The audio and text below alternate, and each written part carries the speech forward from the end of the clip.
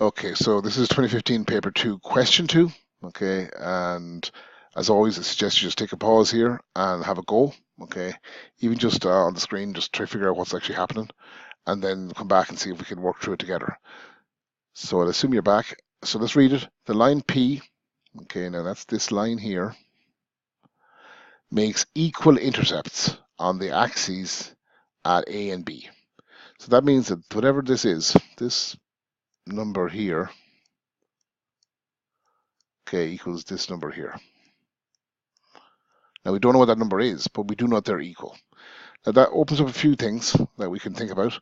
Well, firstly is that this big triangle here, formed by the y-axis and the x-axis, if those two sides are equal length, those two angles are of equal size. Okay, so just the reason for that is a triangle has a direct relationship between the angle and the length of the side opposite. So if those two sides are equal length, the angles must be equal, by definition. Now that may help, may not help. Okay. Let's go look at the question. Okay, there's a few other things. Right angles, splits that in two. Okay, now, first question there is write down the slope of P. Okay, so the slope of that line there. Now, the slope can be given by this formula, okay, the rise over the run. So how far up a graph it goes and how far across it goes. So if you take those two numbers and you divide how far up it goes by how far across it goes, then you're going to get your answer. Now, what we have here is we have two numbers, okay, they're the same. So the rise over the run, okay, so whatever the numbers are, no matter what they are, if they're 2 and 2, it equals 1. Could be 4 and 4 equals 1. One thing I know is the two numbers will be positive because this line is going up, okay. It's going the opposite direction, so the slope of Q will be negative, okay. Actually, it looks like perpendicular, okay. There's a perpendicular thing coming up. But anyway, whatever number it is, I divide it by itself, I always get 1 as the answer. That's supposed to be 1. Okay, so question 2A, part 2. The 0.15 is on P. So 0.15 is somewhere on P. Okay, now it's not either axis because it's, on the A point, whatever it's going to be, is going to be 0. Something 0. The point B is going to be 0 something. Okay, because along the y-axis, x is 0. Along the x-axis, y is 0. Now always be. I'd even nearly write that in. Okay, I don't even know if I need it, but generally this kind of question, they're in some way testing that fact. Okay, so put it in there. Hey, it won't hurt. Okay, so somehow P, find the equation of P. Write your answer in the form of ax plus by equals c, and a, b, and c are elements of z. Now, that last sentence puts people off, but what they want is when you have your answer found, put everything on one side of the equals. Basically, put it equal to 0. So bring everything to the same side. And they want a positive, they usually want a positive number in front of the x. Okay. Now, a, b, and c, what it means is they can be any number. Okay. But they have to be a whole number. Positive, negative, whole numbers. Okay. So let's click onto the answer. There's a bit of work to be done. So I know my slope. Okay, I got that in part 1.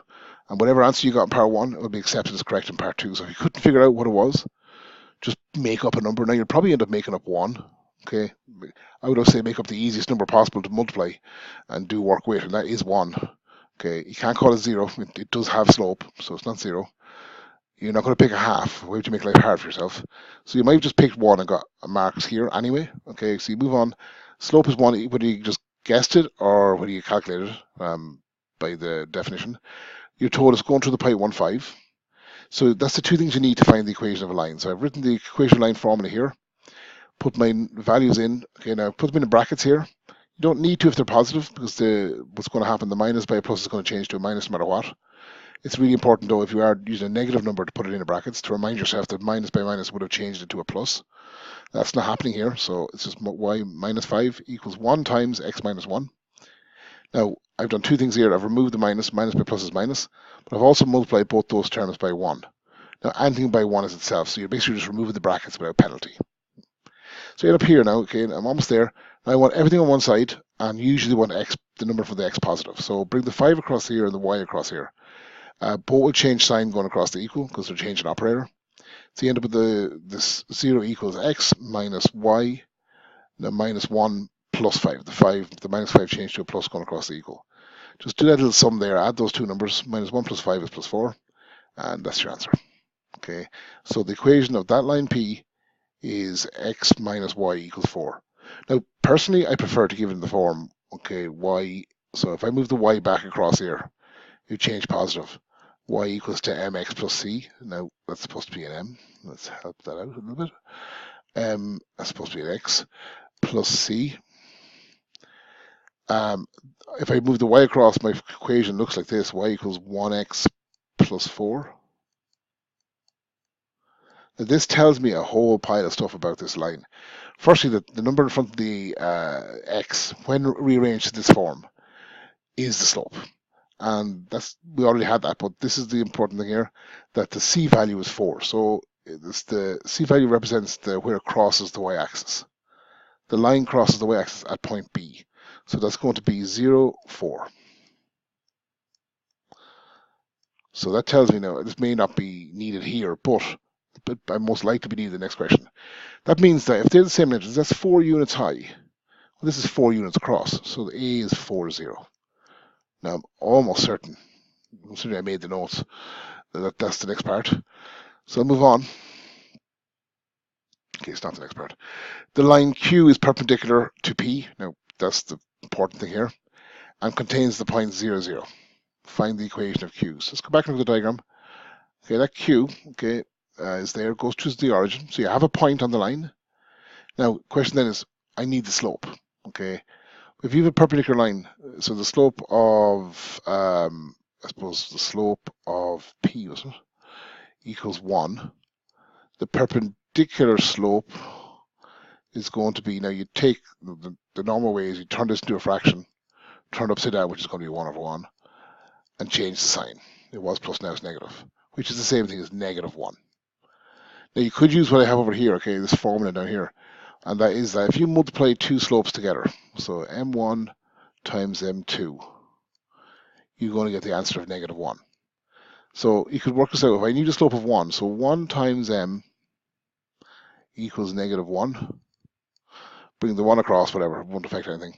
Your perpendicular slope is equal to negative 1. Now you can use this formula to prove. If you multiply two slopes together and they give minus 1 as the answer, that's proof that they are perpendicular. Now, not really what you're being asked here, but you have the slope by just doing I suppose I won't say old-fashioned way, but just the more memorable way, and you have the point 0, 0. So let's go ahead and do it. Okay, so I'm now down about here. I've written my formula out, put my numbers in. So x1 and y1 are both 0 because it's going through the origin. That's the point you're using, and the slope there is negative 1. So they get dropped off. So you have y equals minus x. Okay. And bring it all to one side. They don't say they want it that way, but they have said in part A. So I bring everything to one side. So this is in the form of ax plus by plus c. It's just that happens that c is 0. So, okay, that's part B. Now the lines P and Q intersect at C. Okay, explain why the triangles OCA, so OCA and OBC are congruent. Okay, so you're trying to show three things that are the same in both triangles. If they are and they're valid, then they are congruent. So let's go to the answers. So this is supposed to show in different ways you can show things are congruent. If the three sides are the same length, okay, then they're the same. If they have a side, angle, and side, so two sides and angle between, they're congruent. You could have angle, side, angle, so two angles on the side between them, and right-hand side, if it's right-angled. They're both right-angled, 90 degrees, two sides the same. You have proof, okay? So that's what we're looking for here. Now, in this case, I'm due to the last one there, right-hand side, right-hand triangle. So look at it here, OA. So we're told that OA, actually from the original diagram I used the hash symbol, well, they're the same. Okay, so I've said that. The length of OA equals the length of OB. Okay, apologies for that. My dog saw a cyclist going by the house and decided that he wanted to try attack it or eat it or something. So he's calmed down now and I'm back. The next one there, OC. Okay, so they share a common side. So obviously, both that side is equal in both triangles. So I've said it here: the length of those bars mean length of OC equals length of OC. So it's a common side, and the angles OCA. So it's the angle here: OCA equals OCB. Okay, because they're both making right angles. We know that because we were told that Q is perpendicular to P, and we proved it by working out the slopes. Okay, so we were told that. So the angle of OCA equals the angle of OCB. Both are 90, so it's the right angle. Then it's proved by right hand side. Okay, so that's part C. Now congruency comes up. Yeah, it could be tricky, but if you put your time in and go slow, you'll find at least some parts of it, and you'll be getting. If you had two of those three reasons, you'd have got the high partial. So that's part C.